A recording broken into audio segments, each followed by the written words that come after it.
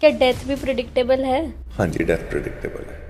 जैसे आप किसी की कुंडली देखते हो तो आपको पता लग जाता है? मुझे पता है कि मुझे हार्ट अटैक भी होगा, मुझे पता है कि मुझे कैंसर भी होगा।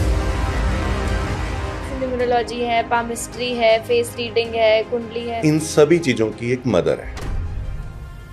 कैंसर को, हार्ट अटैक को बहुत अच्छे से प्रिडिक्ट किया जा सकता है। बुध पीड़ित हो, लगन पीड़ित हो, स्किन से संबंधित बीमारियां जाती हैं। ये सब शुगर और बीपी, ये सारी चीजें। Millionaires don't believe in astrology but millionaires does. 10वें भाव का स्वामी बताता है, 11वें का स्वामी बताता है कि किन भावों से पैसा आ सकता है। तो आप उस काम को कर रहे हैं या नहीं कर रहे हैं। इवन शादी के बाद आदमी लॉयल होगा या वो मल्टीपल रिलेशंस में ही रहेगा, ये भी देखा जा सकता है। 2-3 चीजें हैं, अगर वो हैं तो लव मैरिज ही होगी, पक्का गारंटी है। 5th हाउस में शुक्र है, 3rd में है, 9th में है, 11th में है, तो लव मैरिज होगी। इवन जो लोग प्रोस्टिट्यूशन की तरफ चले जाते हैं, उनकी कुंडली में भी यही योग होते हैं।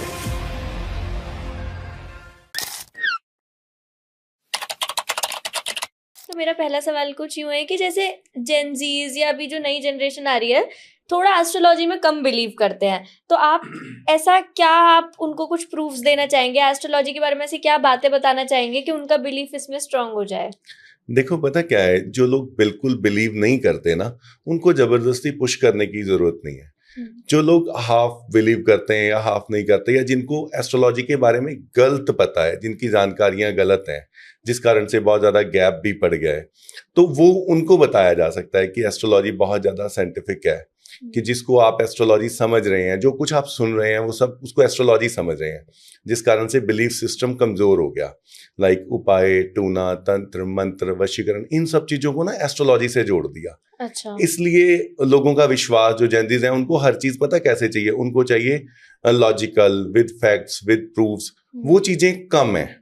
ठीक है। चीजें वो हैं जो, जिसको आप कह सकते हो, जो कंटेंट चलता है, कुछ भी फुलिश बात कर दी, कुछ लिख लो हाथ पर तो ऐसा हो जाता है, तो वो उसको रिलेट नहीं कर पाते, वो समझ नहीं पाते कि एस्ट्रोलॉजी कैसे है, ऐसा करने से क्या हो जाएगा, क्या ही होने वाला है ना। इसलिए वो गैप बढ़ जाता है, उन लोगों को फैक्ट्स नहीं मिल पाते। जिनको फैक्ट्स चाहिए हैं, जो सोचते हैं कि ये हमारा शास्त्र है, इसमें कुछ तो होगा जो हम तक नहीं पहुंच पा रहा, कुछ तो रियलिटी होगी जो पुराने लोग इतना फॉलो करते थे, प्लैनेट्स में कुछ तो सच्चाई होगी, उनको प्रूव किया जा सकता है, समझाया जा सकता है कि ये प्रेडिक्शंस का शास्त्र नहीं है, ये संभावनाओं का शास्त्र है। क्या होने की संभावना है, क्या हो सकता है, क्या होगा, ये दावा होता है, ये एस्ट्रोलॉजी नहीं होती किसी भी तरह से। या क्या बदल देंगे, ये झूठ होता है, क्योंकि बदला नहीं जा सकता, है ना। इस चीज पे बात करी जा सकती है।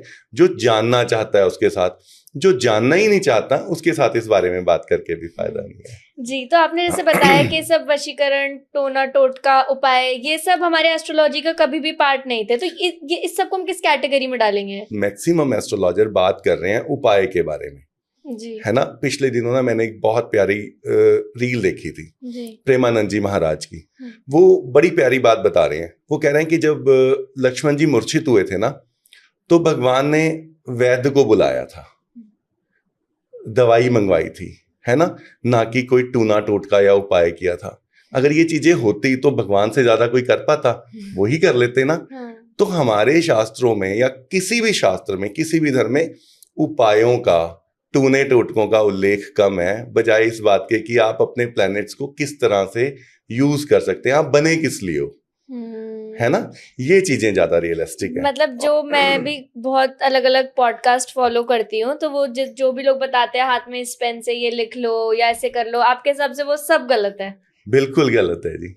अब किस चीज को प्रिडिक्ट करने के या कोई भी रीडिंग देने के भी बहुत सारे तरीके हैं, जैसे न्यूमरोलॉजी है, पामिस्ट्री है, फेस रीडिंग है, कुंडली है। आप क्या क्या आप जानते हो और किसमें सबसे ज्यादा बिलीव करते हैं? मैं आपको बताता हूँ।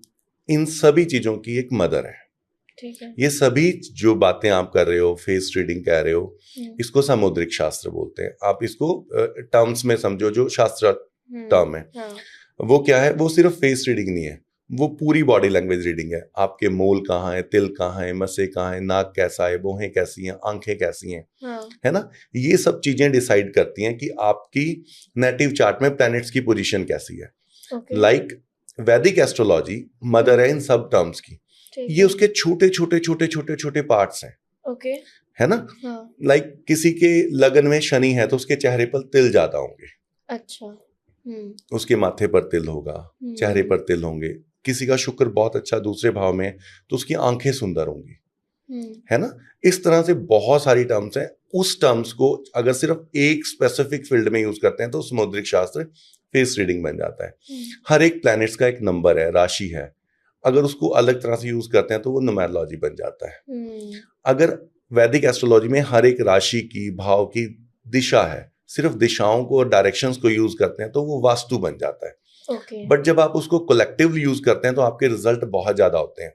अच्छा, उदाहरण से समझना आप इस बात को, किसी का एक डेट ऑफ बर्थ है 11/12/1970, तो उस डेट को तो बहुत सारे लोग जन्मे हैं। अब हम इसको थोड़ा सा पर्सनलाइज लेके आते हैं कि 11/12/1970 सुबह के 5 बजे, तो वो बहुत थोड़े लोग हो जाएंगे ना। जब हम उस थोड़े लोगों की प्रिडिक्शन करना चाहेंगे तो ज्यादा एक्यूरेट होगी।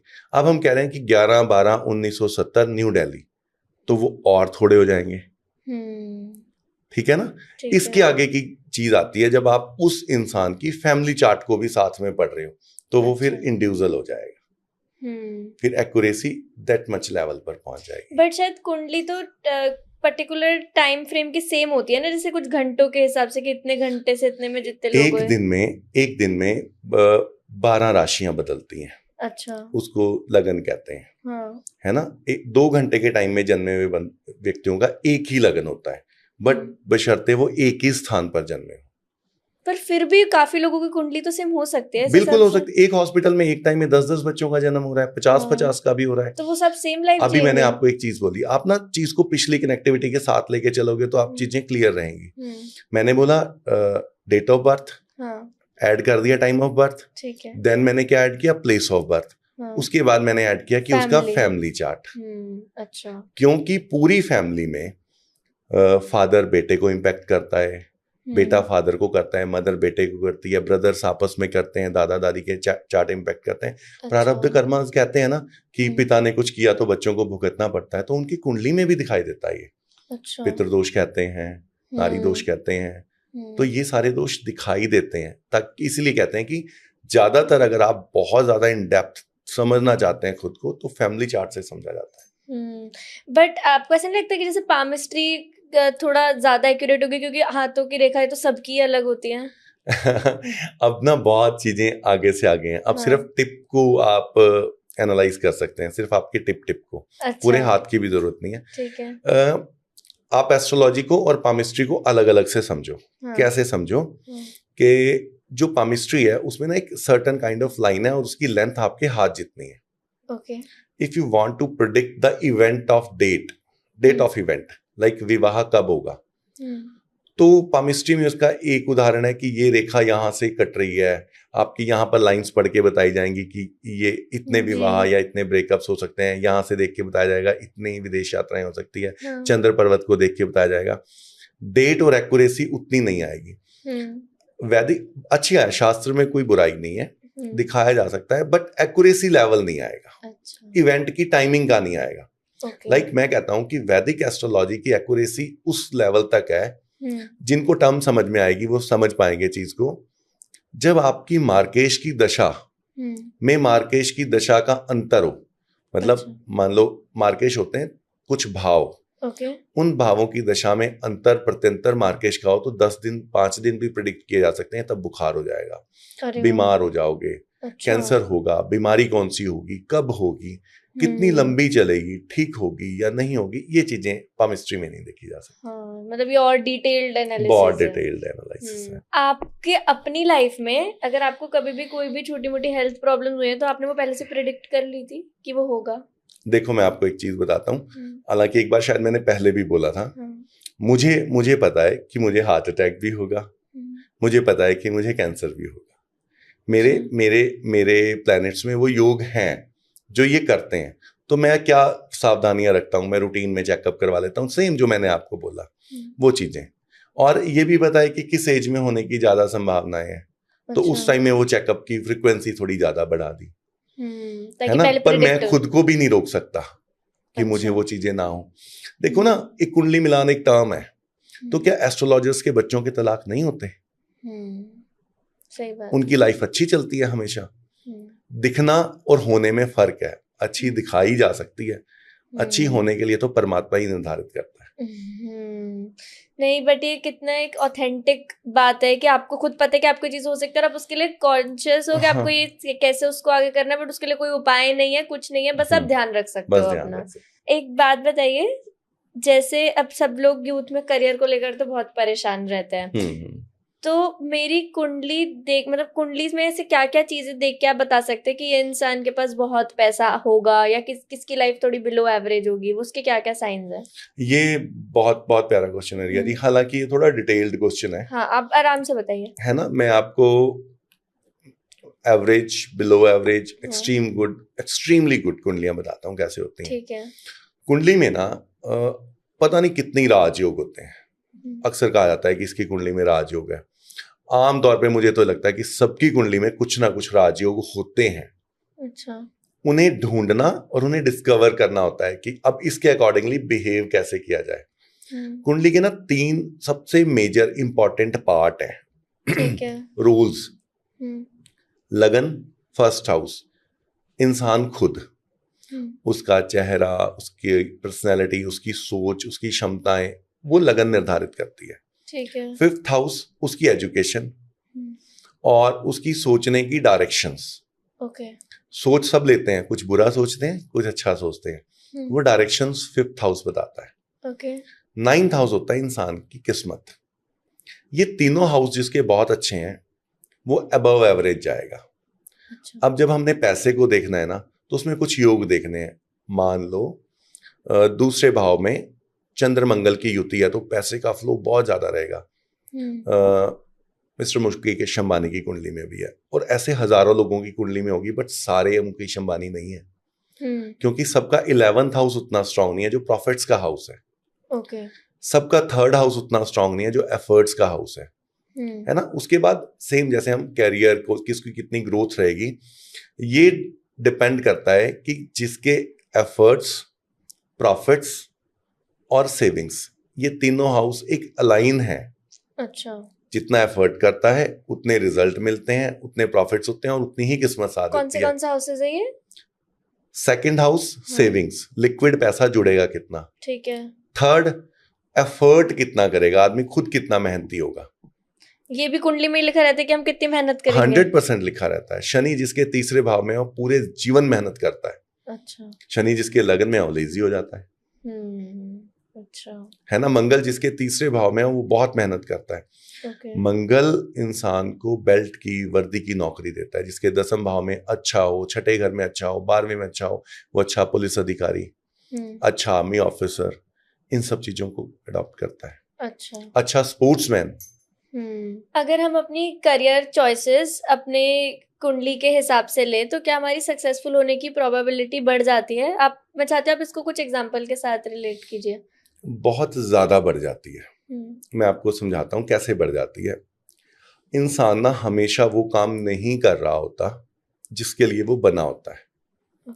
मोर देन 90% लोग काम ब्रेड एंड बटर के लिए कर रहे हैं और वो काम नहीं कर रहे हैं जिसके लिए वो बने हैं। अर्ली सोर्स ऑफ इनकम का प्रेशर बहुत है ना। बच्चे को बहुत जल्दी प्रेशर में आना पड़ता है कि उसकी फैमिली ने उसकी एजुकेशन पे इन्वेस्ट किया है। सो कैसे रिटर्न आना शुरू होगा, कितनी जल्दी आना शुरू होगा, है ना। ग्रेजुएशन के बाद तो मतलब चाहे वो इंजीनियरिंग करिए कुछ भी, फैमिली एक्सपेक्ट करने लग जाती है ना कि अब जॉब कब लगेगी। इसमें बच्चे की संभावनाएं खत्म हो जाती हैं, है ना। अब देखो कि बहुत कम लोग होते हैं जो बच्चों को कहते हैं कि आप एंटरटेनमेंट में चले जाओ यार, एक्टर बन जाओ या सिंगर बन जाओ। इवन जो लोग फॉरेन में बैठे हुए हैं ना, मैक्सिमम लोग जो एनआरआईज हैं वो यहाँ से बाहर जाते हैं। हमारे वाले कल्चर के लोग, मैक्सिमम लोग पंजाब से बाहर जाते हैं। उनको जाते सार सबसे पहले किसी पंप पे काम करना पड़ता है, ट्रक चलाना पड़ता है, कैब्स चलानी पड़ती हैं, स्टोर्स में जॉब करनी पड़ती है। ये तो कोई नहीं करना चाहता। अब वहां पर हम देख सकते हैं कि ये बने किस लिए थे, है ना। लाइक एक सिंगर है, मान लो कि गिप्पी गरेवाल है, वो बाहर गए, विदेश में गए, हस्बैंड वाइफ दोनों। उन्होंने अभी रिसेंटली मैं उनका एक पॉडकास्ट में सुन रहा था, उन्होंने बहुत मेहनत करी, बट कभी वो डिश वॉशिंग कर रहे हैं, कुछ और कर रहे हैं। इन सर्टन वो एक चीज उन्होंने सोची हुई है कि मुझे सिंगिंग भी करनी है। कमा रहे हैं और सिंगिंग पे लगा रहे हैं। ऐसा कितने लोग कर पाते हैं? मैं बताता हूँ कि ऐसा उतने लोग कर पाते हैं जो बहुत ज्यादा इंटरेस्टिक हैं, जिनको पता है कि हमारा ये है। वो बताया जा सकता है कुंडली देखकर।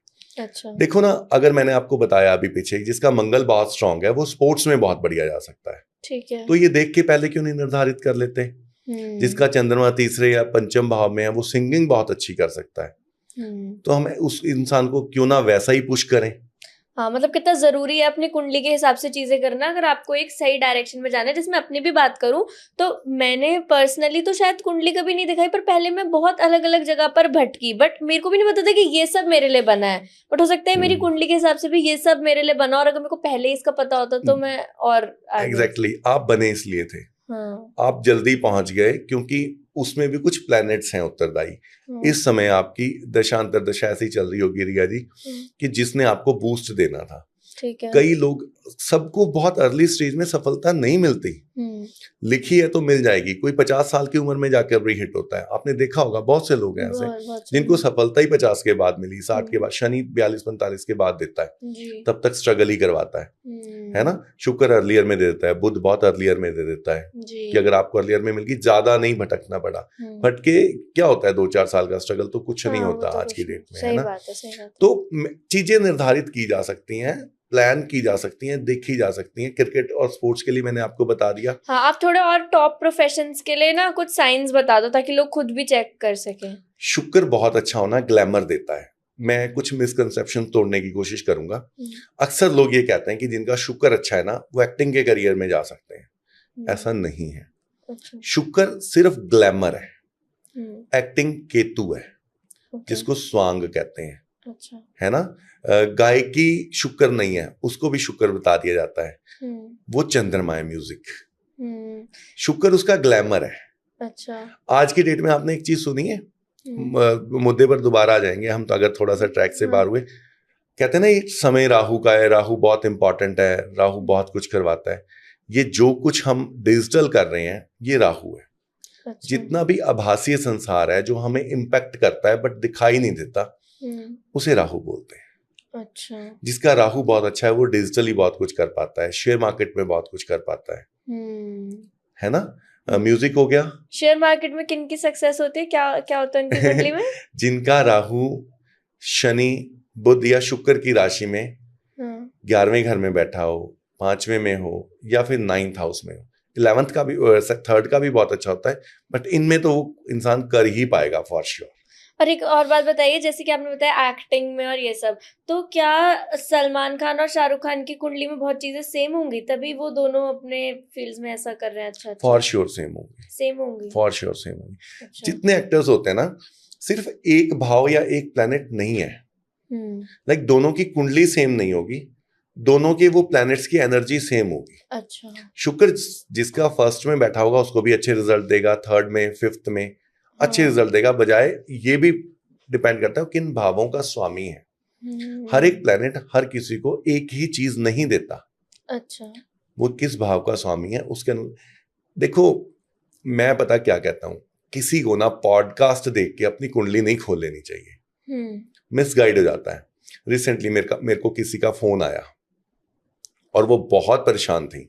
अच्छा। और जनरली जिस तरह से बात करनी होती है, उन्होंने कहा भाई मुझे अभी और बहुत ज़रूरी बात करनी है, मैं परेशान हूँ, मेरा रिश्ता होने वाला है। और मैंने अभी अभी नेट पे पढ़ा था कि जिसके 7th भाव में सूर्य या राहु, उसका तलाक हो जाता है। अगर मेरा तलाक होना है तो इसको कैसे बचाया जा सकता है? अब यकीन मानो मोर देन 50% लोगों की कुंडली के 7th हाउस में कुछ मैलेफिक प्लैनेट्स होंगे, तो सबका तलाक थोड़ा ना हो जाएगा। इसलिए सिर्फ नेट पर रील्स में चीजें को देखकर प्रेडिक्शन पार्ट पर नहीं जाना चाहिए। ये बहुत इन डेप्थ साइंस है। हालांकि ना बहुत फायदा है आज की डेट में। छोटे छोटे कोर्सेज यूट्यूब पे अवेलेबल है, फ्री में भी अवेलेबल है, कि आप बेसिक एस्ट्रोलॉजी को सीख सकें, पढ़ सकें। उतना पढ़ लेना चाहिए ताकि आप ये पढ़ पाए कि मैं सही पढ़ रहा हूं, मुझे बताने वाला सही बता रहा है या नहीं, बस इतना। ठीक है, हमने एक्टिंग की बात की और हम डॉक्टर पे चलते हैं। डॉक्टर की हम बात कर चुके हैं। मंगल और शनि 12वें भाव, 10वें भाव, 8वें भाव से जब संबंध बनाते हैं तो आदमी सर्जन बनता है। सूर्य जब लगन में होता है और मंगल शनि अच्छे भावों में बैठते हो तो MD मेडिसिन बनता है। है ना। यही जब दूसरे भाव से संबंध बनाते हैं तो डेंटिस्ट बनता है। ठीक है ना। और गवर्नमेंट जॉब लगेगी इसके लिए? गवर्नमेंट जॉब के लिए बहुत ज्यादा योग है, मैं आपको एक्सप्लेन करता हूँ। हाँ 5 प्लैनेट्स हैं जिनको पंच महापुरुष योग कहा जाता है। ठीक है। जब ये केंद्र और त्रिकोण मतलब कुंडली के पहले, चौथे, 5वें, 9वें और 10वें भाव में होते हैं ना, तो पंच महापुरुष योग बनता है। जब गुरु होता है बृहस्पति तब हंस बनता है, जब बुध होता है तो भद्र बनता है, जब मंगल होता है तो रोचक बनता है, हाँ। शनि होता है तो शश बनता है। यही निर्धारित करते हैं आदमी की गवर्नमेंट जॉब को, जिसका 6th हाउस जॉब का घर है, छठा घर जॉब का प्लेनेट है शनि। अच्छा। जब ये बहुत स्ट्रांग होते हैं तो भी आदमी के गवर्नमेंट जॉब के योग बनते हैं, है ना। अच्छा। बात खत्म नहीं हुई। ये प्लेनेट ही बताते हैं कौन सा योग बन रहा है तो कौन सी गवर्नमेंट जॉब मिलेगी। अच्छा। रोचक बन रहा है तो फॉर श्योर आप पुलिस या आर्मी में जा सकते हो। ओके। शश बन रहा है तो आप जुडिशरी में जा सकते हो। मंगल और शनि के दोनों के योग बन रहे हैं तो अगेन आप डॉक्टरी में जा सकते हो। ओके। गुरु से बन रहा है तो आप टीचिंग में जा सकते हो। मतलब गवर्नमेंट जॉब में भी किस फील्ड में जाना है उतना भी हम स्पेसिफिक वहां पता तक लगा सकते हैं। बिल्कुल। लाइक ना कोई आदमी आईएएस हो सकता है या सिर्फ गवर्नमेंट जॉब, इसका डिफरेंशिएट भी किया जा सकता है। अच्छा। कि वो दैट मच कुंडली है कि जो आईएएस आईपीएस बना देगी, या वो एवरेज है, गवर्नमेंट जॉब मिल जाएगी, आईएएस नहीं। उस तरह से। ठीक है, और भी कुछ टॉप करियर्स की बात कर लेते हैं। अच्छा ठीक है, एक बात और बताइए कि नौकरी करेगा या बिजनेस करेगा, इसमें क्या कुंडली में फर्क होता है? सुपर क्वेश्चन, मैं आपको बताता हूँ। मैंने आपको बताया 6th हाउस और 6th हाउस का संबंध 10वें से बने, 11वें से बने तो फॉर श्योर नौकरी ही करेगा। ओके। अगर 7वां हाउस, 11वां हाउस, लगन, 10वां हाउस बहुत मजबूत है तो बिजनेस ही करेगा।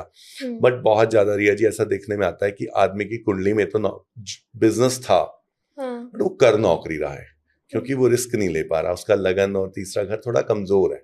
और एक एंजाइटी भी ऐसे लोगों में ना, एक एंजाइटी बनी रहती है कि यार छोड़ना है बट कैसे छोड़ें, कर नहीं पा रहे हैं, करना तो बिजनेस ही है। आइडियाज उनके पास बहुत है, एग्जीक्यूट नहीं कर पा रहे हैं क्योंकि उस ट्रैप से नहीं निकल पा रहे। वहां एस्ट्रोलॉजी काम करती है कि आपको राइट डायरेक्शन में बूस्ट अप दे देती है। अच्छा, कि हाँ। कैसे प्लान करो कि आप यहाँ से निकल पाओ। एक इंसान पहले एक लूप में फंसा होता है, सोचता है चलो अब अप्रेजल आएगा फिर छोड़ूंगा, फिर सोचता है और ये साल पूरा हो जाए तब छोड़ूंगा। पर वहीं पे अगर वो एस्ट्रोलॉजी की हेल्प ले ले तो उनको एक कॉन्फिडेंस भी आ जाएगा कि चलो मेरे कुंडली में यही करना लिखा है तो मैं इसमें ही ट्राई कर लेता हूँ। और कब करना चाहिए, राइट टाइम कब होगा, है ना। ये तो जॉब्स होगी ना, जॉब हो गया। बिजनेस कौन सा करेगा, गुरु से संबंधित करेगा, वीनस से संबंधित करेगा, राहु से संबंधित करेगा, लाइक ग्लैमरस काम करेगा, टीचिंग का करेगा, कार्स का करेगा। इवन आप ये समझो कि इन सब के अलावा एक चीज है जिसको आजकल लोग एज एन कैरियर ऑप्शन ले रहे हैं, वो है राजनीति। उसको भी फॉर श्योर एस्ट्रोलॉजी प्रेडिक्ट करती है। राजनीति भी उतनी आसान नहीं है ना। कई लोग इलेक्शन हारते रहते हैं, कुछ नहीं बन पाता, किसी को टिकट ही नहीं मिल पाती, है ना। कई लोग ना तो इलेक्शन लड़ते हैं, ना हारते हैं, ना जीतते हैं, उन्हें राज्यसभा मिल जाती है या कोई चेयरमैनशिप मिल जाती है बिना कुछ करे। तो ये भी कुंडली निर्धारित करती है कि कौन आदमी कौन सी पॉलिटिकल पोजीशन के लिए फिट रहेगा। बट मतलब आप ये कह रहे हो कि ये पॉलिटिक्स में जाएंगे, ये वाला योग मतलब मोदी जी की कुंडली में भी होगा और राहुल गांधी की कुंडली में भी होगा? देखो, मोदी जी की कुंडली मैंने नहीं पढ़ी। क्यों नहीं पढ़ी, आप इस चीज को प्रैक्टिकली समझो, उनकी कुंडली अवेलेबल नहीं है ना। उनके जन्म का बहुत लोगों ने बनाई हुई है कि ये मोदी जी की कुंडली है, इतने टाइम राज करेंगे। कहाँ से लाए भाई? 8 नंबर कुंडली मानी जाती है उनकी। लगन में चंद्रमा नीच का माना जाता है। जिसके लगन में चंद्रमा नीच का हो वो आदमी थोड़ा खुंदकी होता है, शांत रहता है पर बदला लेता है। अच्छा। वो इसलिए बना दी गई कि उनकी पर्सनैलिटी वैसी है। राहुल गांधी जी की कुंडली में जो राजयोग है वो उतने बड़े नहीं है। वो इसलिए नहीं, मैं बता रहा हूं कि मे भी हो सकता है थोड़े टाइम बाद सिनेरियोस बदल जाएं, बट राहुल गांधी की कुंडली बहुत ज्यादा राजनीति में एक्सप्लोर करने वाली नहीं है। अब वहां पर क्या चीज काम कर रही है, वो उनका फैमिली चार्ट काम कर रहा है। मदर के प्लैनेट्स, फादर के प्लैनेट्स, दादी के प्लैनेट्स। बट मतलब आप दोनों की कुंडली, मतलब मैंने तो बस नाम लिया वैसे, पर अगर आप दोनों की कुंडली देखें तो दोनों की कुंडली से आप बता सकते हैं कि राजनीति है। राजनीति है, मतलब कुछ सिमिलैरिटीज होंगी, बहुत ज्यादा सिमिलैरिटीज होंगी। कैसे होंगी? शनि दोनों का अच्छा होगा, सूर्य दोनों का अच्छा होगा, लगन मजबूत होगा। 4th हाउस होता है आपका कॉन्स्टिट्यूएंसी, जहां से आप इलेक्शन लड़ते हो। राहुल गांधी का 4th हाउस अच्छा नहीं है, फिर भी इलेक्शन जीतते हैं। जानते हैं क्यों? क्योंकि वो अपनी कॉन्स्टिट्यूएंसी से नहीं लड़ते, अच्छा, वो दिल्ली के बॉर्न एंड बॉट अप हैं, यहाँ से लड़ेंगे हार जाएंगे। ओके। वो कहाँ से लड़ते हैं? साउथ से लड़ते हैं, हाँ, अमेठी से लड़ते अमेठी हैं, से लड़ते हैं, है ना? हाँ हाँ हाँ ऐसे। हाँ। अच्छा, मतलब वो भी पता करते होंगे कहाँ से जीत सकते हैं। वो फॉर श्योर पता करते होंगे। एक ना फ्रेज है कि millionaires don't believe in astrology but billionaires does. तो जो एक्सट्रीमली टॉप लोग हैं वो पता करते ही हैं। हाँ, एक बात बताइए, कोई हमारे देश के कुछ फेमस लोग बताइए जो एस्ट्रोलॉजी में बिलीव करते हैं और उसके हिसाब से ही वो अपना सब काम करते हैं। हमारे देश के नहीं, अब्रॉड के, फॉरेन के, जब भी हाँ। जो सक्सेसफुल कंपनीज है ना, ऑलमोस्ट सारी ही कंपनी एस्ट्रोलॉजी का यूज करती हैं। जिनमें से कोका कोला के फाउंडर्स, उन्होंने पब्लिकली बताया कि हम नया प्रोडक्ट सही एस्ट्रोलॉजिकल सजेशन के ऊपर टाइम पर ही लॉन्च करते हैं। अच्छा, है ना? अच्छा, एक चीज और बताता हूँ आपको, जितनी भी कारों के ब्रांड हैं उन सब का लोगो सर्कल के अंदर है ना? नंबर्स का यूज कहाँ हो रहा है? जापान में जितनी भी बिल्डिंग्स हैं उनमें 13 फ्लोर नहीं है। आप अभी बता रहे थे आपके आसपास भी सोसाइटीज में 13 फ्लोर नहीं है। चंडीगढ़ में 13 सेक्टर नहीं है। ओके, है ना? इसके अलावा एक गोल्डमैन स्कॉच करके यूएस की इन्वेस्टमेंट कंपनी है, वो बता रही है हम एस्ट्रोलॉजिकल फ्लो के अकॉर्डिंग ही इन्वेस्टमेंट करते हैं। ये तो वो बातें हैं जो लोग पब्लिकली बता रहे हैं। मार्क जकरबर्ग ने बताया कि वो एस्ट्रोलॉजी पे कितना इन डेप्थ बिलीव करते हैं, है ना, जिन्होंने पब्लिकली बताया।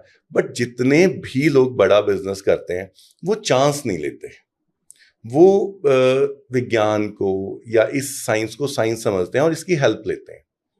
क्या फर्क पड़ता है कि मैं काम को आज ना शुरू करके 10 दिन बाद तब करूं जब वो राइट डायरेक्शन में जाना है।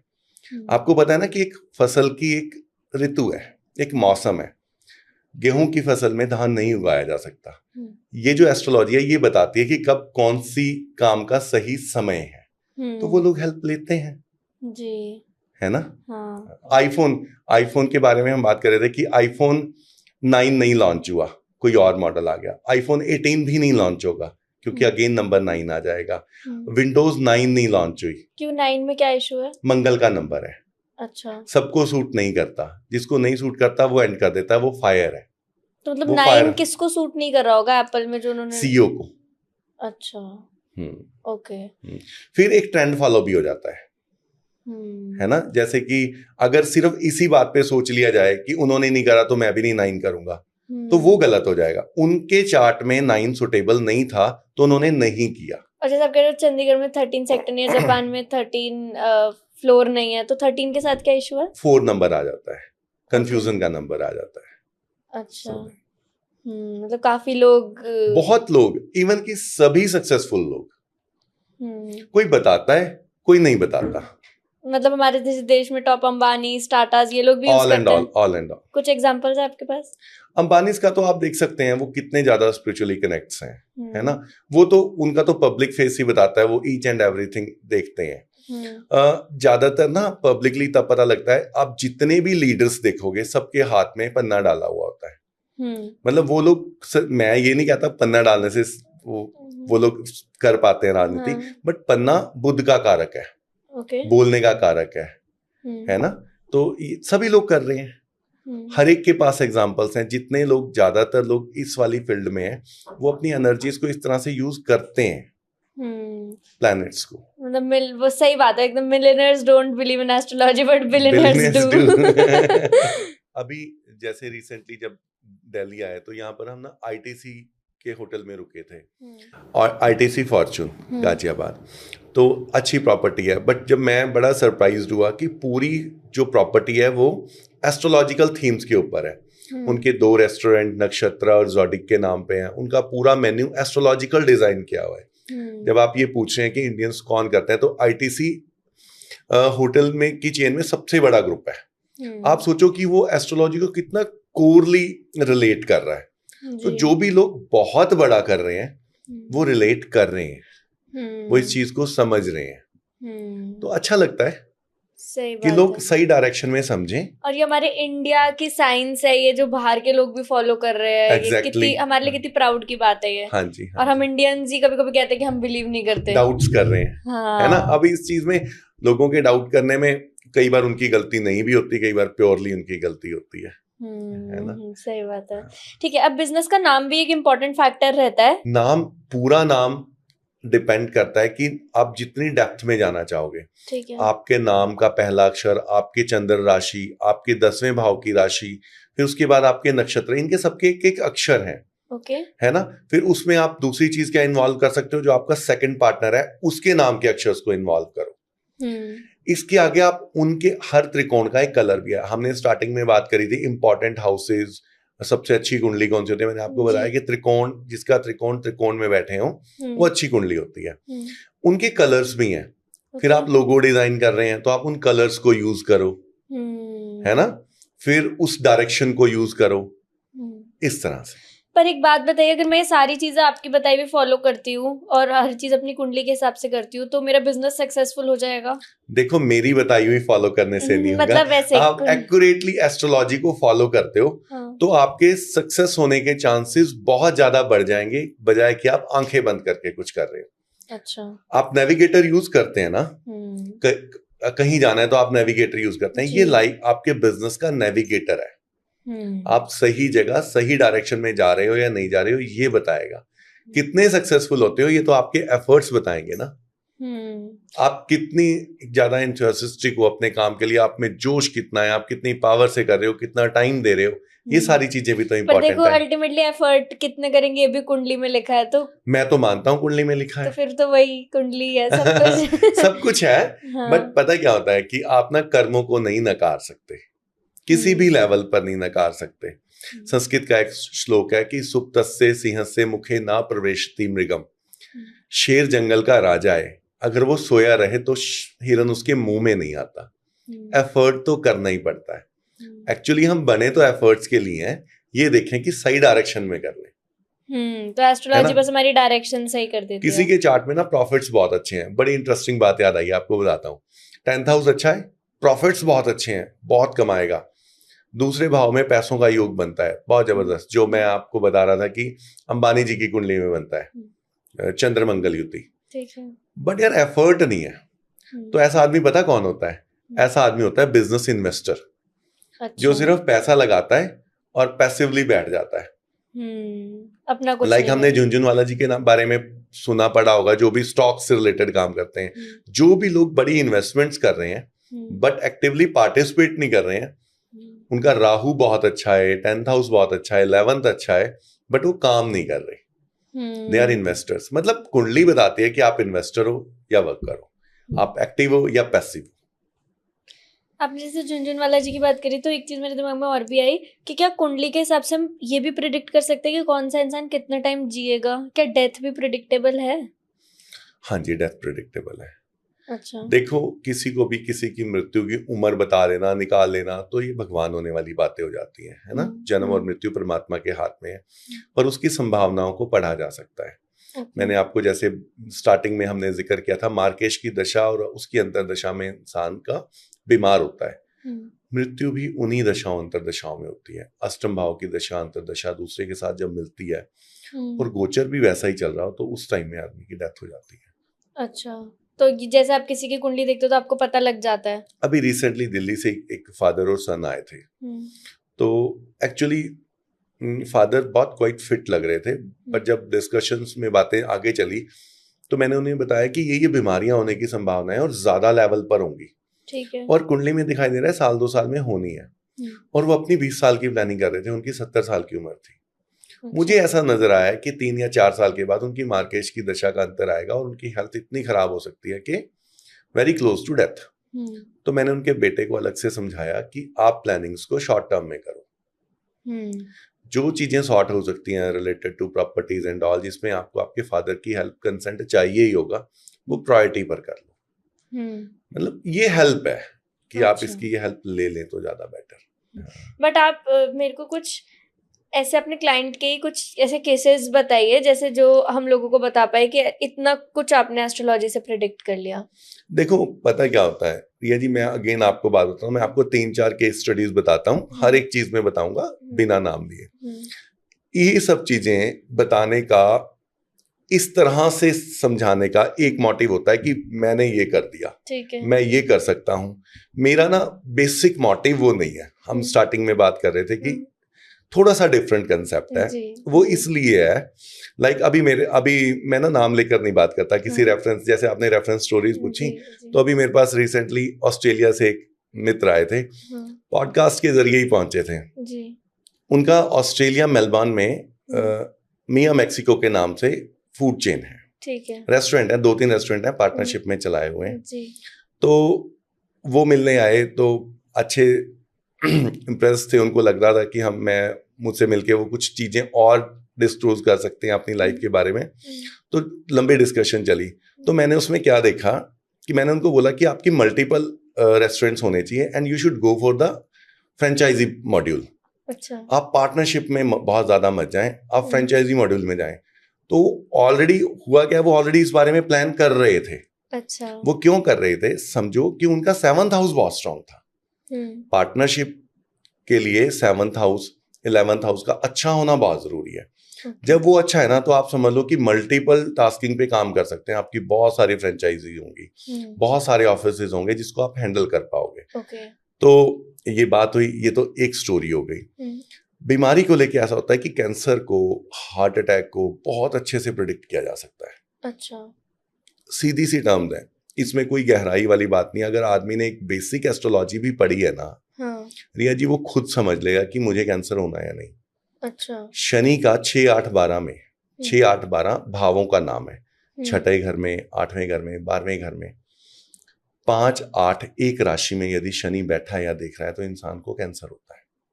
अच्छा, बहुत ज्यादा यूजुअली लेडीज को ब्रेस्ट कैंसर हो जाता है। तो मैंने 90% कुंडलियों में देखा और पहले से बताने की कोशिश करी, जिनके चतुर्थ भाव में ये वाली पोजीशन बन रही थी शनि की, उनको हो जाता है। इसका लाभ कैसे होगा?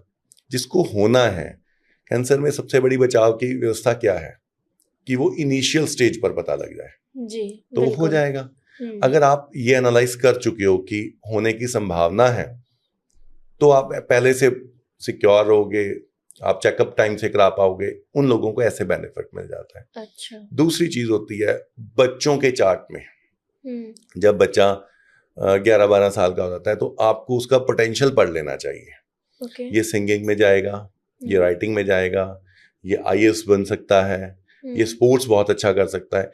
इसके लिए भी स्पेसिफिक हाउस एंड प्लैनेट्स जो हैं वो बहुत अच्छे से समझा पाते हैं कि होना क्या है, बच्चे में पोटेंशियल क्या है। बुध बहुत अच्छा है तो अकाउंट्स बहुत बढ़िया रहेगा, मैथ्स अच्छा कर लेगा। अच्छा, शनि और मंगल की युति 12वें घर में है, 10वें घर में है, 8वें में भी है, तो सर्जन बहुत अच्छा रहेगा। अच्छा, सूर्य 7 में लगन में है तो MD मेडिसिन डॉक्टर बहुत अच्छा रहेगा, सर्जन शायद ना अच्छा रहे, है ना। गुरु बैठा हुआ है 10वें भाव में, दूसरे से संबंध ना रहे, पॉडकास्ट बहुत अच्छा कर लेगा, बातचीत का काम अच्छा कर लेगा, सलाह अच्छी दे लेगा, टीचिंग अच्छी कर लेगा। तो शुक्र अच्छा है तो ग्लैमर की फील्ड में जा सकता है, चंद्रमा अच्छा है तो सिंगिंग की फील्ड में जा सकता है, राहु अच्छा है तो डिजिटल बहुत बढ़िया कर सकता है। सो दैट इन चीजों को एनालाइज किया जा सकता है। जैसे आपने कैंसर का भी बताया, तो थोड़े और भी प्रॉब्लम्स की बात करते हैं। जैसे हार्ट डिसीजेस भी बहुत कॉमन है। अगर सूर्य 5म भाव में नीच राशि का है या पीड़ित है, तो हार्ट अटैक होना तय। आपने देखा सिद्धार्थ एक फिल्म एक्टर थे, किसी को लगता था कि वो कितने फिट थे, हार्ट अटैक से चले जाएंगे। और ऐसे बहुत सारे केसेस हुए। सिर्फ फिटनेस होना आपको हार्ट अटैक से बचाने की गारंटी नहीं है। अगर वो सूर्य उन भावों में चतुर्थ या पंचम में पीड़ित है तो हार्ट अटैक होगा ही होगा। मतलब अगर आपके पास कोई आ जाता है तो आप उनको ये बता पाएंगे कि अगले 10-20 साल में उनको कौन सी बीमारियां होने की संभावना है? रिया जी, अगर कोई मुझसे बिजनेस पूछने भी आता है ना, तो पहले मैं उसको बीमारियां बतानी शुरू करता हूँ। मुझे लगता है अगर इंसान है तो फिर सब कुछ कर लेगा जी। अगर इन संभावनाओं को पहले से पढ़ पाए जो सेहत से संबंधित है, तो दूसरी चीजें हैं।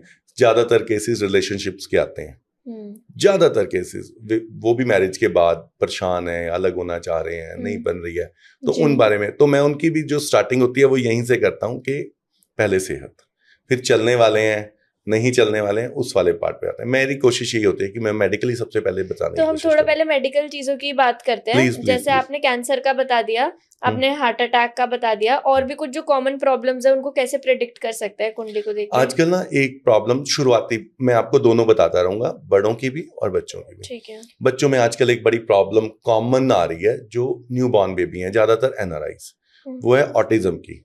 आपने सुना ऑटिज्म? जी, बच्चे को बोलने में, समझने में, अंडरस्टैंडिंग में दिक्कत आती है। हाँ। पता चलता है 3-4 साल की उम्र में, जब पता लगता है तो बोल नहीं पा रहा है, ये चीजों को समझा नहीं पा रहा है। लगन दूसरा भाव, तीसरा भाव, जब पीड़ित होता है तो बच्चे को ऑटिज्म होता है। बट स्ट्रेंज ये है कि मैंने ऐसे केसेस भी देखे हैं जिनमें इन भावों में बहुत प्रॉब्लम नहीं थी, तब भी ऑटिज्म बता दिया किसी ने। वो क्या होता है? वो असल में ऑटिज्म नहीं होता, कुछ ये डर का बिजनेस है। कुछ लोग वैसे डरा देते हैं, कुछ डॉक्टर्स डरा देते हैं ताकि अलाइन रहे। शनि जब लगन में हो, पंचम भाव में हो, तो चीजों की समझ देर से आती है। लाइक बच्चा 4-5 साल का हो गया, वो उस नॉर्मल बच्चों की एक्टिविटी नहीं कर रहा है, तो कोई भी बोल देता है कि ऑटिज्म हो सकता है। ऑटिज्म कई बार नहीं होता, चीजें डिले होती हैं। अच्छा, तो वो भी हाँ ठीक है। ऑटिज्म क्या बड़ों की है ना, बड़ों में हार्ट का हमने कर लिया। हाँ। अब हम बात करते हैं स्किन की। जब बुध पीड़ित हो, लगन पीड़ित हो, स्किन से संबंधित बीमारियां आ जाती हैं। अच्छा। चंद्रमा जब भी पीड़ित होता है, देखो चंद्रमा शनि इकट्ठे हो, चंद्रमा राहु इकट्ठे हो, तो आदमी को एडिक्शन की बीमारी हो जाती है, भूलने की बीमारी हो जाती है, रात को नींद नहीं आती, डिप्रेशन सबसे कॉमन प्रॉब्लम है। चतुर्थ, पंचम, लगन और चंद्रमा जब पीड़ित होते हैं तो इंसान को डिप्रेशन हो जाता है। जिसको होता है वही समझ पाता है। बट जब आप कुंडली देखते हो तो सबसे पहले पता लग जाता है कि इस आदमी को बहुत जल्दी डिप्रेशन हो जाता है। अच्छा, है ना? जैसे ये सब शुगर और ये बीपी, ये सारी चीजें।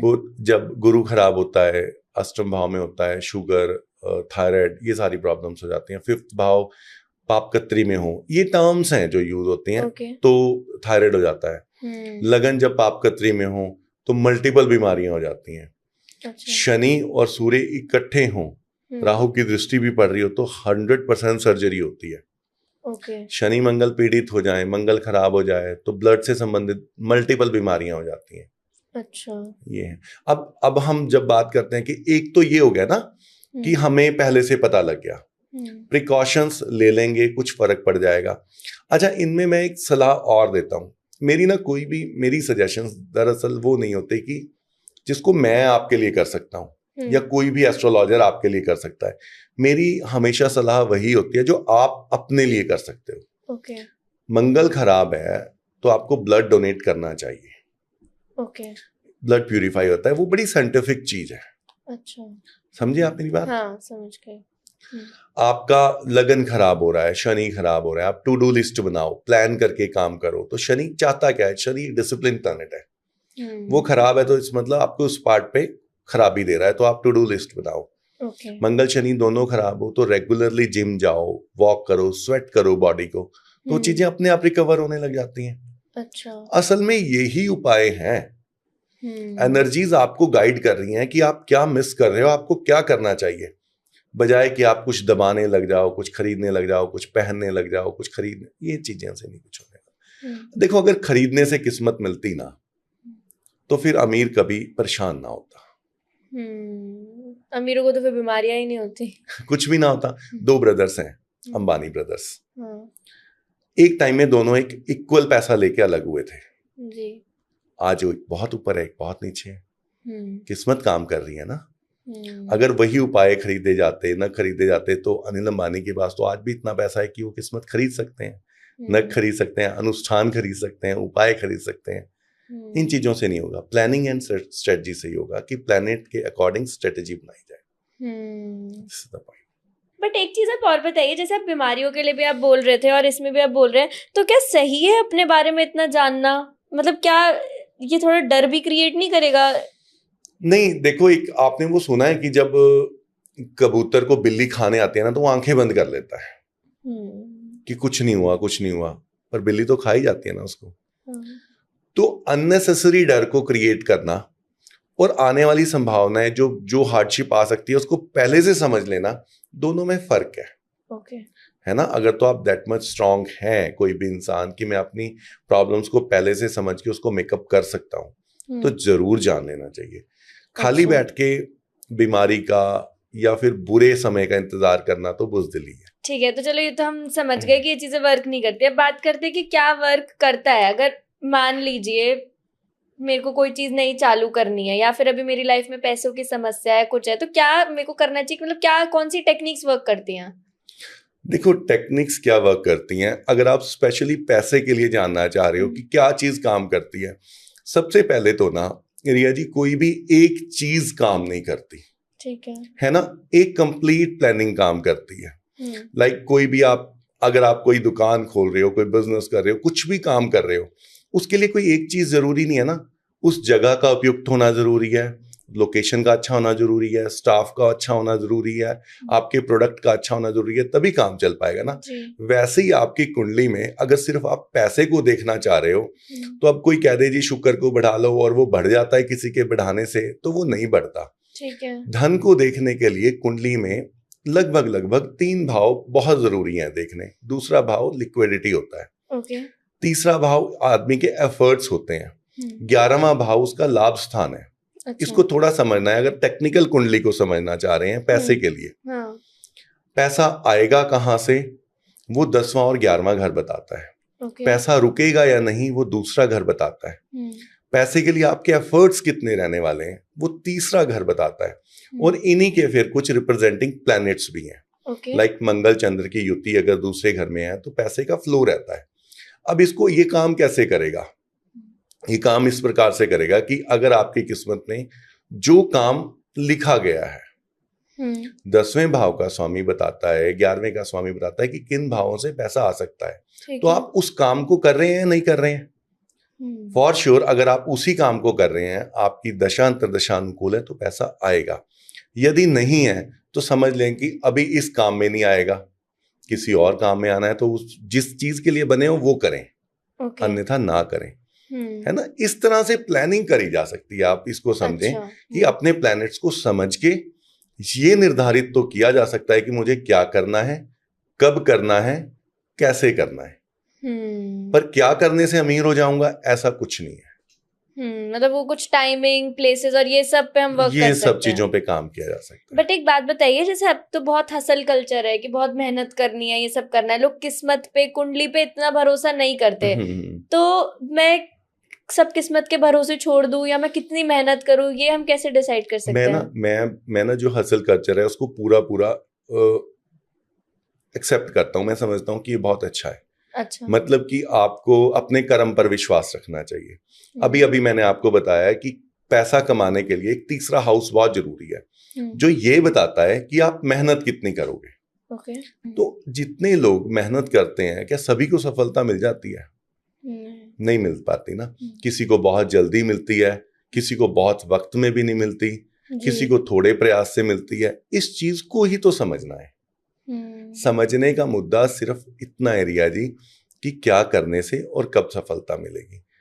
मिलेगी करने से ही, किसी को थोड़े प्रयास से, किसी को ज्यादा प्रयास से। तो अगर आपको किसी को समझाना हो कि एस्ट्रोलॉजी क्या है, तो आप इजी शब्दों में कैसे समझाएंगे? हमारे में ना एक पंजाबी में जिसको आप किस्मत बोलते हो ना, कि जो होना है, हमारे में गुरु नानक देव जी ने उसके लिए वर्ड दिया है हुक्म। ठीक है। कि जो परमात्मा ने लिखा है वो होना है। एस्ट्रोलॉजी उसकी संभावनाओं को पढ़ने का शास्त्र है। ओके। जो पढ़ने के लिए ग्रहों की, नक्षत्रों की, समय की, इन चीजों की हेल्प लेते हैं, ताकि आप एनर्जीज, जो प्लैनेट्स हैं उनकी उस एनर्जीज एंड वाइब्स को अपने से कनेक्ट करके ये संभावनाएं समझ सके कि हो क्या सकता है मेरी लाइफ में। अच्छा, मतलब इतना ये सिंपल इसके डेफिनेशन, और लोगों ने इतना कॉम्प्लेक्स इसको कर दिया है। बट जैसे कि अभी बहुत सारे एस्ट्रोलॉजर्स हैं, सबके अलग अलग विचारधाराएं हैं, तो एज ऑडियंस हम किस चीज पे ट्रस्ट करें और किस पे ना करें? देखो ये ना बहुत प्यारी बात है, दिमाग खुला रखने की जरूरत है। ठीक है। कोई भी आदमी समझ ले कि ये समझ के चले कि मैं हूं या कोई भी है, हर एक इंसान का कोई मोटिव है। ठीक है। इसको समझें। और जेंजीज इसको बहुत ज्यादा समझते हैं, या जो भी खुले दिमाग का आदमी है वो सबसे पहले 2 पार्ट में चीजों को समझेगा कि कहने वाला क्या कह रहा है और क्यों कह रहा है। अगर कोई ये कह रहा है कि आप आ जाओ, ऐसा उपाय बताऊंगा आपकी किस्मत बदल जाएगी और लाख रुपया लगेगा बदले में। तो ये उसकी दुकानदारी है। ठीक है। अगर कोई कह रहा है कि कोई कुछ नहीं बदल सकता, किस्मत को नहीं बदला जा सकता, हम सब अपने प्रारब्ध कर्मों के अधीन हैं। एक शास्त्र है, एक विज्ञान है, आप पढ़ सकते हैं क्या होने वाला है और खुद को कोशिश कर सकते हैं उसके अकॉर्डिंगली डिजाइन करने की। तो इनमें आप फर्क समझ पाओगे। और ऐसा नहीं है कि आई एम द ओनली, ऐसे बहुत से लोग हैं जो सिर्फ आपको पढ़ के समझाएंगे कि ये लिखा था ये होगा, बदला नहीं जाएगा। पर कुछ हद तक कंट्रोल तो कर सकते हैं, प्लान कर सकते हैं। प्लान कर सकते मतलब सभी लोग एक छोटा सा एग्जांपल देते हैं कि बारिश होने वाली है, आप बारिश नहीं रोक पाओगे, छाता ले सकते हो जब पता है कि बारिश होने वाली है। हाँ। है ना? इस तरह की चीजें की जा सकती हैं जब आपको पहले से पता हो। बट पता होना चाहिए कि किस बारे में प्रेडिक्शन की जा सकती है और किस बारे में बिल्कुल नहीं की जा सकती। तो किस बारे में की जा सकती है, किस बारे में नहीं की जा सकती? इंडिविजुअली सब कुछ किया जा सकता है। अच्छा। आप किस लिए बने हो, आपका बिजनेस क्या होना चाहिए, आपकी संतान क्या होगी, खास तौर पर आपको कौन कौन सी मेडिकल प्रॉब्लम्स आ सकती हैं और कब आ सकती हैं, मैरिड लाइफ कैसी होगी। अभी एक चीज पता क्या हो रही है बहुत ज्यादा, क्रिकेट को लेके प्रेडिक्शंस हो रही हैं, है ना? इवन आपको याद हो या नहीं याद हो, साल 2 साल पहले टॉप एस्ट्रोलॉजर्स 10-12 बैठे थे और वो प्रेडिक्ट कर रहे थे कि इंडिया वो आईपीएल जीतेगी या नहीं जीतेगी, और वो उस टाइम हार गई थी। है ना? सबने जिता दिया था। क्रिकेट एस्ट्रोलॉजी क्रिकेट की प्रेडिक्शन के लिए नहीं बनी। अच्छा, इंडिविजुअल के लिए ज्यादा बनी है। इंडिविजुअल के अलावा अगर आपका बिजनेस है और आपके पास एक 10 लोगों की टीम है, आप करोड़ों अरबों रुपए का काम उस 10 लोगों की टीम के साथ करना चाहते हो, तो उनकी कुंडली में संभावनाएं और पोटेंशियल छुपा हुआ है। किस आदमी को क्या जिम्मेदारी दी जाती है। मेरी मैक्सिमम कंसल्टेशंस जो हैं वो टीम कंसल्टेशन ऐसी होती है। अच्छा। कि एक बोर्ड है, उसमें 10 लोग हैं, किसको क्या जिम्मेदारी दी जा सकती है। हर एक की एक अपनी क्वालिटी है, स्ट्रेंथ है, वीकनेस है। कौन पब्लिक डील ज्यादा कर सकता है, कौन अकाउंट को डील ज्यादा कर सकता है। अच्छा। किसकी स्ट्रेटेजी बहुत अच्छी है ना? शनि और बुध जिसकी कुंडली में अच्छे हैं वो मैनिपुलेटिव होता है, उसकी स्ट्रेटेजी बहुत अच्छी होती है ना? 3rd हाउस में जिसके बुध या शुक्र बैठे हैं उसकी प्रेजेंटेशन बहुत अच्छी होती है ना? जिसका लगन बहुत स्ट्रांग होता है वो लोगों को इन्फ्लुएंस में जल्दी ले लेता है। अच्छा। सो दैट इस टाइप की चीजें हैं जिसको इस तरह से मैनेज किया जा सकता है। बट ऐसा नहीं कि किसी भी चीज की, फिल्मों की प्रेडिक्शन कर दें। फिल्मों की जा सकती है, कब रिलीज होनी चाहिए, कब आपको मैक्सिमम बेनिफिट्स उन चीजों के मिल जाएंगे, ये किया जा सकता है। बट ये इस तारीख को कर दो तो ये हो ही जाएगा, ऐसा नहीं है। प्रॉपर्टी की आपने बात की, तो property investments 10th house Shani and Mangal, 4th house Shani and Mangal, ये बताएगा प्रॉपर्टीज में इन्वेस्टमेंट्स और बेनिफिट्स कितने रहेंगे। अच्छा। हाँ जी, ठीक है। अब हमने बहुत सारी बिजनेस की बातें कर लिया। अब एक और एस्पेक्ट लव लाइफ जो बहुत ही इंपॉर्टेंट होता है किसी की भी लाइफ में, तो उसके बारे में बात करते हैं कि कैसे हमें पता लगे कि हमारे लिए कौन सा राइट पार्टनर है। देखो, चीजों को ना 2 हिस्सों में बांटते हैं रिया जी। ठीक है। एक तो विवाह से पहले और एक विवाह के बाद। दोनों की जो पार्टनरशिप और रिलेशनशिप है ना, इनको अलग अलग हाउसेस रिप्रेजेंट करते हैं। ठीक है।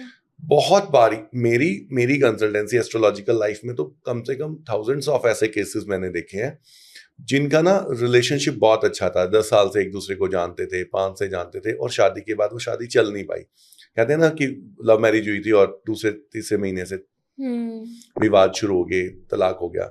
ये होता कब है? जब आपका 7th हाउस अच्छा नहीं होता। जो लव लाइफ होती है ना, रिलेशनशिप, उसको 5th हाउस रिप्रेजेंट करता है। ठीक है। और मैरिड के बाद की लाइफ को 7th हाउस और 2nd रिप्रेजेंट करता है। अगर ये दोनों मैलेफिक हैं तो डिवोर्स हो जाएगा। बहुत ज्यादा चांसेस हैं। अगर दोनों में है तो फॉर श्योर हो जाएगा। है ना? कुछ लोग तो मानते भी नहीं, बट उन्हें मानना कब पड़ता है? जब हार्डशिप आनी शुरू होती है रिलेशन में, कि हमारा सब सही है, हमारा सही रहेगा, हमें दिखाने की जरूरत नहीं है। यूजुअली लव मैरिज में ज्यादा हो जाता है ना? फिर लव एंड रिलेशनशिप में ब्रेकअप कब होंगे? जब 5th हाउस का लॉर्ड मैलेफिक हाउस में जाके बैठ जाएगा, तो उसका लव लाइफ सक्सेस नहीं होगी, उसको पार्टनर चीट कर रहा होगा। है ना? इन चीजों को पढ़ा जा सकता है। तो इनको ठीक भी करा जा सकता है? जैसे किसी का डिवोर्स होना तो क्या वो रुक सकता है? हाँ, मैनेज किया जा सकता है। रोका तो नहीं जा सकता। बताता हूं कैसे मैनेज। आज की डेट में जुपिटर जो है वृश्चिक राशि में है, वृषभ राशि में 2 नंबर में, और उसकी एक दृष्टि पड़ रही है नीच की मकर पर। ठीक है। जिसके भी 7th हाउस में मकर राशि होगी, उनके लोगों में बहुत ज्यादा फ्रिक्शंस चल रहे होंगे, तलाक की बातें चल रही होंगी, और ये सब उनके नेटिव चार्ट में नहीं होगा। तो मैं उनको बोलूंगा कि अपने रिलेशनशिप को मई तक के लिए लिंगर ऑन करो, फैसला मत लो। अगर वो समय निकल गया तो फिर तलाक नहीं होगा। अच्छा। तो मैनेज किया जा सकता है। मैनेज किया जा सकता है। टाइम बहुत इंपॉर्टेंट है। अच्छा, हमारा पार्टनर हमारे लिए लॉयल है या नहीं है आफ्टर मैरिज, ये भी पता लगा सकते हैं हम? बिल्कुल अच्छे से लगा सकते हैं। एक्चुअली पता क्या होता है, कुंडली का जो 12th हाउस होता है वो शय्या सुख का होता है, बेड प्लेजर का हाउस होता है। ठीक है। अगर वहां पर शुक्र, मंगल और राहु तीनों बैठे हैं ना, तो आदमी एक सिंगल पार्टनर के साथ नहीं रहता। उसके मल्टीपल रिलेशंस होते ही होते हैं। ऐसी कुंडली के 8वें घर में, 9वें घर में शुक्र और मंगल इकट्ठे हैं और राहु का इम्पैक्ट है, तो उसके मल्टीपल रिलेशंस होते ही होते हैं। इवन जो लोग प्रोस्टिट्यूशन की तरफ चले जाते हैं, उनकी कुंडली में भी यही योग होते हैं। अच्छा। अगर इसके ऊपर कोई बेनिफिक प्लैनेट्स का इम्पैक्ट ना हो तो आप इसको फॉर श्योर कह सकते हैं। अच्छा। लाइक अगर जुपिटर की दृष्टि है, जुपिटर है एक बेनिफिक प्लैनेट, एक सात्विक प्लैनेट जो चीजों को आपको गलत जा रहे होते हो तो भी रोक लेता है। अगर उसकी दृष्टि है तो बचाव हो जाएगा, नहीं है तो फॉर श्योर आदमी ऐसा ही होगा, आदमी या औरत कोई भी। और इनफर्टिलिटी की भी आजकल बहुत प्रॉब्लम्स है। ग्रेट क्वेश्चन, मैं आपको बताता हूँ।